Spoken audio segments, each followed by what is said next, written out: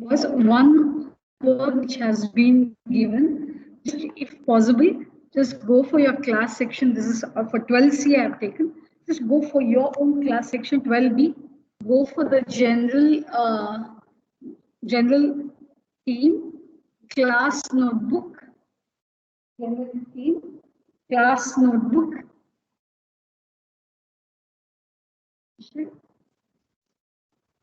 They are just very stern. They are looking fine. Must be careful, boys. Class notebook. Can you go for that, boys? Are you able to check, Jopal? Under your name, you click. There will be a physics folder. Okay. In physics folder, go for that equipotential surface. Go for that, boys. Are you getting, boys? Abel, Abhishek, Austin, Ayan, are you able to get? Yes, ma'am. So I'll go for the next slide. Now these are the question. What is not true for an equipotential surface? Right? Now the first question, what is not true? Let us find what is true for an equipotential surface. The potential difference between any 2 points on the surface is 0. For an equipotential surface, what is an equipotential surface? Any surface on which any 2 points, say point A and point B, will have the same potential. VA will be equal to both will be equal. So that is called a equipotential surface. So let us find what is true for an equipotential surface. The potential difference between any 2 points on the surface is 0. That's correct. Then for an equipotential surface, your electric field vector, E vector, will be always perpendicular to the surface. That is also true. And then the last point, there is no work done in moving a charge from one point to the other point on an equipotential surface. Even this is true. So what is not true is this. Equipotential surface is always spherical. Equipotential surface will be spherical only for point charges. Only for point charges, equipotential surface will be spherical. For all other, it will not be spherical. So that is the one which is not true for an equipotential surface. So in your, are you able to access your file, boys, in class notebook? Hitesh, Jatin, can you answer? Yes, ma'am. Okay. Okay. So what you do is, in your question, you highlight equipotential surface is always spherical. You highlight it in red. So that becomes your answer. Clear? Please highlight that in red. Do that today itself in your class notebook section. Complete this, Harish. Harish, I are you already here? completed this. Yes, ma'am. Fine. Fine, boys. Those who have completed, well and good. Others, those who haven't completed, please do complete. You can type now how much work is done in moving a charge of 500 millicoulomb between 2 points on an equipotential surface. So, boys, each and every point on an equipotential surface will be at the same potential. So please type this, boys. Work done is equal to potential difference into work done is equal to potential difference into charge. Correct?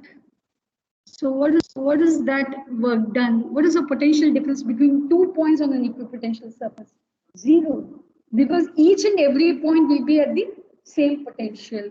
So that becomes 0. Boys, please type this because your potential difference happens to be 0. Is that clear, boys? Please complete your work. Right?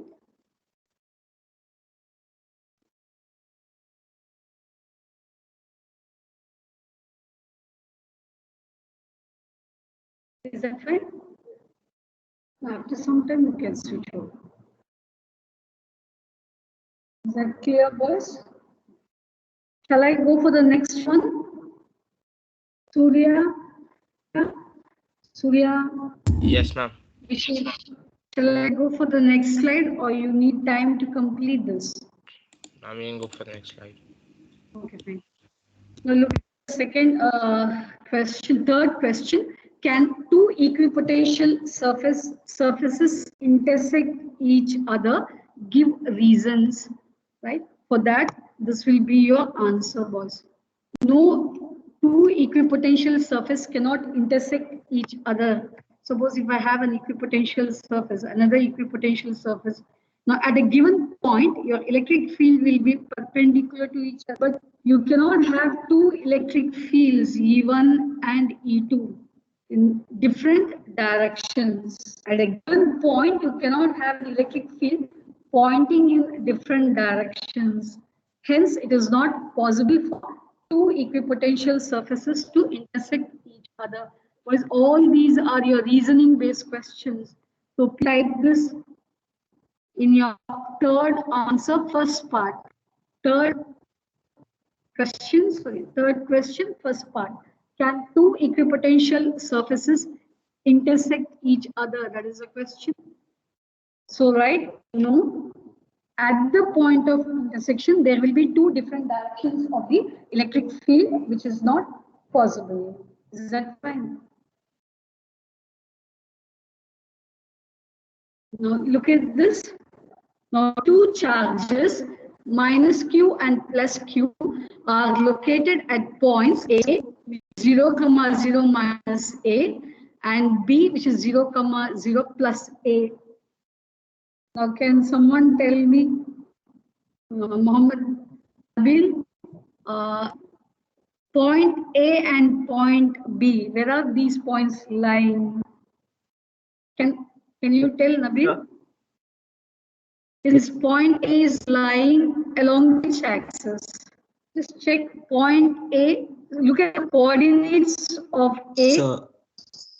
So, ma'am, the z-axis. Okay, it will be along negative z-axis minus A, correct? Yes, ma'am. What about point B? What about point B? Where will the point B lie? Look at the coordinates, boys. This is Y and Z. Yes. So this point B is going to lie. Point A is going to lie along negative z-axis. Point B is going to lie along positive z-axis. Is that clear, boys? Now look at the question. How much work is done in moving a test charge from point P to point Q? Now where does your point P lie? Which axis is your point P is going to lie? Look at the coordinate X. Is it X? Point P is going to lie along positive x-axis. Because point P is going to lie along positive x-axis. Point Q will lie along negative x-axis. See, for point P, it is 7, 0, 0. What is that? P is x, y, and z coordinates 0, which means the point is lying along positive x-axis. Look at Q. Q is minus 3, 0, 0, which means point Q is going to lie negative x-axis. Are these things clear? Now we'll go for a diagram based on this. Can you check that? Point P is lying along positive x-axis. Point Q is lying along negative x-axis. Is that clear? Boys, is that clear? Okay. Then what is this? These two charges. Tell me what about these two charges? No, it's along the equatorial line. Okay, I'm asking what about these two charges, minus Q and plus Q at point A and B? What do you call them as? Dipole. Dipole, yes. So charges placed at A and B is called a dipole. Okay. If this is a dipole, what can you call this axis as? What can be this axis? This perpendicular bisector. What do you call this? Ma'am, Equatorial line, ma'am. Equatorial The plane, line yes. perpendicular to the dipole. Correct. This is called equatorial. It's called an equatorial plane. It's called an equatorial plane. Now the question is, what is the work to be done in moving a charge, point charge, from point P to point Q, which means you're moving the charge from point P to point Q along the equatorial plane. At each and every point along the equatorial plane, the potential is zero. Boys, please understand. Along each and every point on your equatorial plane, the potential is zero. So say the potential at point is P is zero due to the dipole. Due to the dipole, each and every point on the equatorial plane is zero, which means the potential at point P is zero. The potential at point Q is also zero. So both are at the same potential. Both are going to be at the same potential. So when you're moving the charge from point P to Q, what is the potential difference? What's the potential Zero. at point zero is potential at point Q is also zero. What is the difference in potential? Zero. Zero, ma'am. So what was potential difference into charge? Work done is potential difference into charge. What is potential difference? Vp minus Vq into charge. So what is Vp minus Vq? Zero. Zero into charge. So work done will be equal to zero. Are you clear? Because you will get questions like this. So you have to identify where these points are going to lie. So you can't. This was most probably 1 mark. So or sometimes 2 marks also.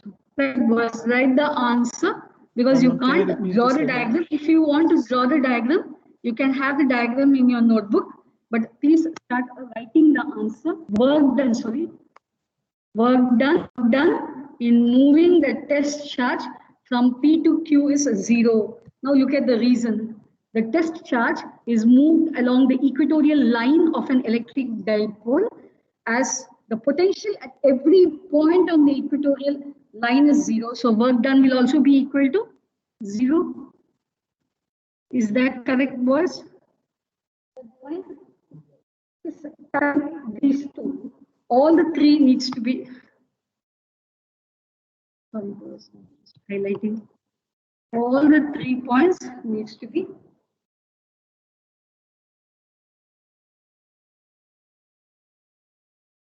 copy down. Second part can Second be one. equals to charge into potential difference. Yes, you can do. Yes, you can do, but you have to specify that the potential at point P and potential at point Q is the same or 0. So complete your worksheet. Complete your work. Austin, Ayan, are you able to complete your work? Derek, Dheeraj, Derek and Dheeraj, are you able to first access the class notebook of your under your page? Yes, ma'am. Yes, ma'am. Now we'll see what is that we are going for.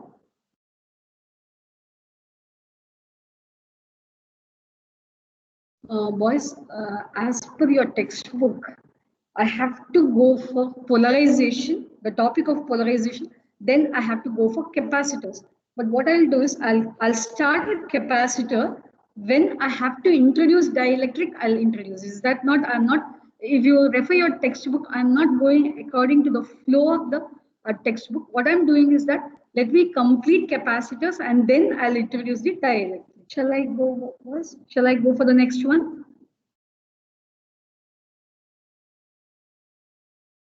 Have you all completed, or you need time to complete? Ma'am, for the first part of the question, can we say that if they intersect, then at the same point there'll be two different potentials? Electric field, yes, direction of electric field, which is not possible. Hence, both the surfaces will not intersect each other. All these are reasoning-based questions, boys. You will get such questions in your board exam.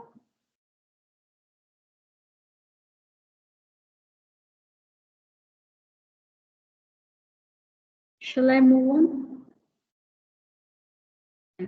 What is that you are going to learn today? The factors which are affecting the capacitance. Capacitance is the storage ability of a capacitor or a parallel plate capacitor, and you're going to find what is the total capacitance when the capacitors are connected in parallel and capacitors are connected in series.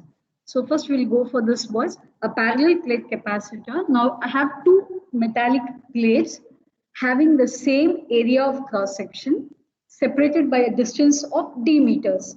The space between both the capacitors say is filled with air. Now plate one is charged with q coulombs and plate 2 is charged with minus q coulomb. One is positively charged, the other one is negatively charged. The charges are uniformly distributed. The area of both the plates are A and the distance between them is the space between both the charges are filled with air. Is that clear, boys? Now, first and foremost step is I have to find what is the capacitance of your capacitor. See, whenever you are deriving, later on you'll have lots of derivations. Whenever you are deriving for an expression, you should know what you are deriving for. You have to get an expression for C. You generally know that the principle of your capacitor is the working principle of any capacitor for that matter, boys. I'm just redoing the working principle of a capacitor. Q is the charge across the plates of the capacitor. V is the potential difference. V is the potential difference, right? The charge which is stored across your capacitor depends upon the battery voltage. Boys, the charges, those who are at home, can you, boys, can you say yes or no? The charges which are stored on the plates of the capacitor while charging the capacitor depends upon the battery voltage. More the battery voltage, more will be the charges stored. So Q is directly proportional to V, or I can write Q is equal to C into V, where this constant of proportionality, we call it as the capacitance of the capacitor, which determines to what extent this capacitor can store charges. Are you clear, boys? Yes, the amount of charge, boys, the amount of charge that can be deposited across the plates of the capacitor depends upon the voltage you are applying. If I'm increasing this voltage, then the charges will also increase because your battery has enough energy to do a work in pushing the charges. Is that clear, boys? This is the basic working principle of your capacitor. Q is equal to C by V, right, boys? Now your aim is to find C. If you want to find C, your formula will be Q upon V. So I have to find the potential difference across the capacitor. Only then I can find the value of C. Is it clear? So we'll start with this. Now look at this. There are two plates. Clear, boys? Now first I'll take the positive plate.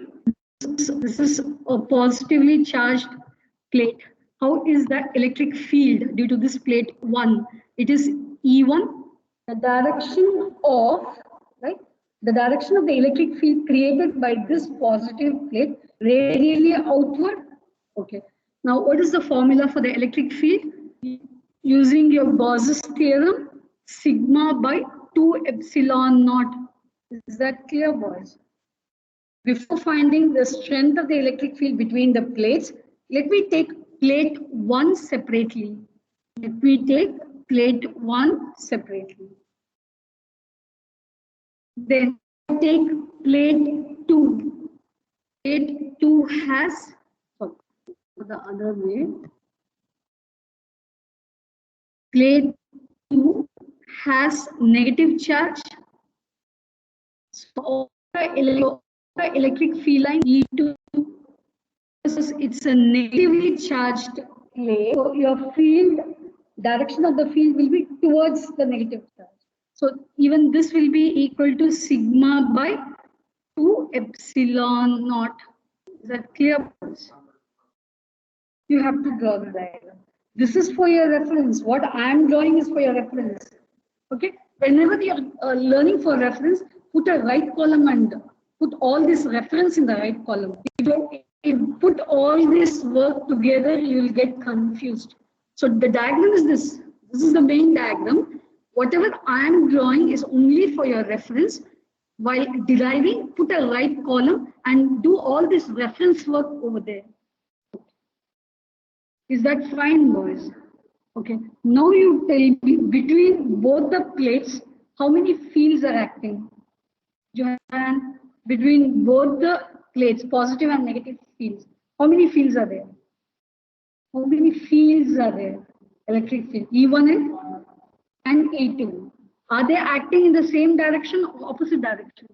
Are they acting in the same direction or opposite direction? So the electric field will get added up. Is that clear? Is that clear, boys? So between both the plates, your electric field will get added up. So what is the electric field between both the plates? E becomes equal to E1 plus E2. Why E1 plus E2? Because both the fields are in the same direction. If it would have been opposite, you should have a negative sign.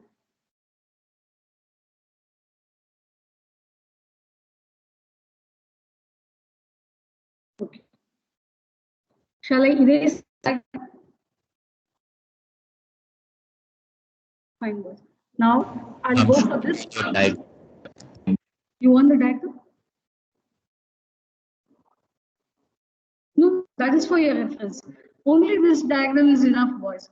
The one which I have drawn is for your reference. So E1 plus E2. So what is E1? Sigma by 2 epsilon naught. Sigma by 2 epsilon naught. So what is that? E is equal to sigma by epsilon naught. Correct? Is that correct, boys? Fine. Now you know, again, putting it in a right column, surface charge density, that is the amount of charge per unit area. Surface charge density is equal to Q by A, because this is plus Q, this is minus Q. It is Q upon A. So what is E? E becomes equal to Q by A epsilon naught. Is that fine? So what is your aim? You have to find what is C. To find C, you should know what is V. Now let us bring voltage in terms of potential difference in terms of electric field. So just now you have started with electric field strength. So your electric field strength E is equal to Q by A epsilon naught.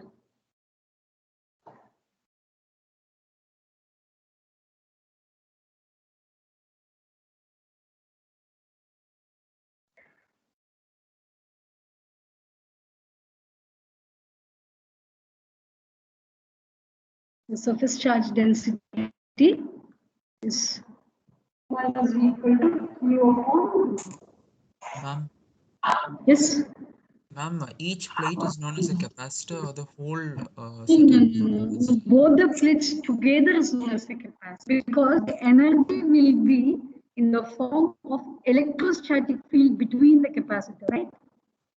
Your energy will be stored. The charges are stored. The charges are stored on the plates of the capacitor as a whole. See, when the charges are being stored, there will be an electric field. If I have two metal plates, if I have charges on both the metal plates, there will be electric field between the metal plates, right? So this electric field is the energy stored in the capacitor. So always a capacitor will have two parallel metal plates separated by a certain distance. That's it.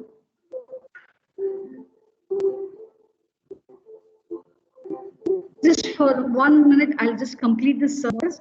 Now, the potential difference between the plates of the capacitor, the relation is V is equal to E into D. So what is V? What is this formula? Q by A epsilon naught into D. Okay. And what is the capacitance of the capacitor? C is equal to Q by V. So that will be A epsilon naught by D. So your capacitance of the capacitor is A epsilon naught divided by D. So as the plate area increases, what happens to the capacitance? Capacitance will increase as the distance is going to increase. Distance between the plates are going to increase.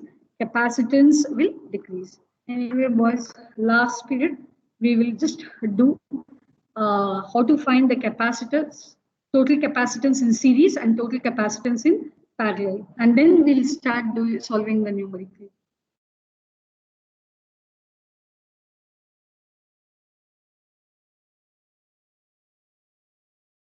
Ma'am, how did you get V equals to ED? That relation we'll see, boys, later. Just I'll just. So when we'll do the properties, we'll just check. Right now, just take it. Okay, ma'am. Thank you, ma'am. Thank you, boys. Joint chemistry.